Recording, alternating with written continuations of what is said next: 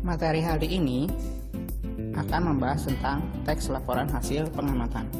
Teks laporan hasil pengamatan adalah teks yang berisi informasi berdasarkan pengamatan yang sudah dilakukan. Misalnya pengamatan tentang perkembangan hewan, tumbuhan, atau keadaan di lingkungan sekitar. Secara umum, teks laporan hasil pengamatan berisi 1. Informasi umum, yaitu informasi yang disajikan secara menyeluruh. 2. Kumpulan fakta-fakta. Dan yang ketiga, simpulan. Dalam teks laporan hasil pengamatan juga terdapat ide pokok. Ide pokok adalah gagasan utama atau masalah pokok yang dibahas dalam suatu paragraf. Pada umumnya, dalam satu paragraf terdapat satu ide pokok.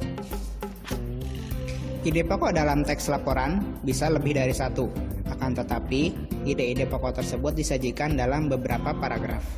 Ide pokok dalam suatu paragraf dapat ditemukan dengan langkah-langkah berikut. Pertama, bacalah isi paragraf dengan seksama.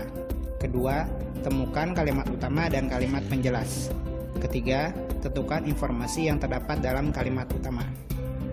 Setelah menemukan ide pokok pada setiap paragraf, kamu dapat menulis ulang ide pokok tersebut dalam bentuk diagram. Hal tersebut akan memudahkanmu dalam memetakan informasi yang terdapat dalam teks laporan secara keseluruhan. Berikut contoh penyajian ide pokok dalam bentuk diagram. Selain ide pokok, dalam teks laporan juga terdapat simpulan. Simpulan adalah ikhtisar akhir dari suatu teks. Berikut langkah-langkah membuat simpulan. Pertama, bacalah teks secara keseluruhan. Kedua, temukan informasi penting yang terdapat dalam teks. Ketiga, hubungkan semua informasi yang kamu peroleh menjadi satu pernyataan akhir.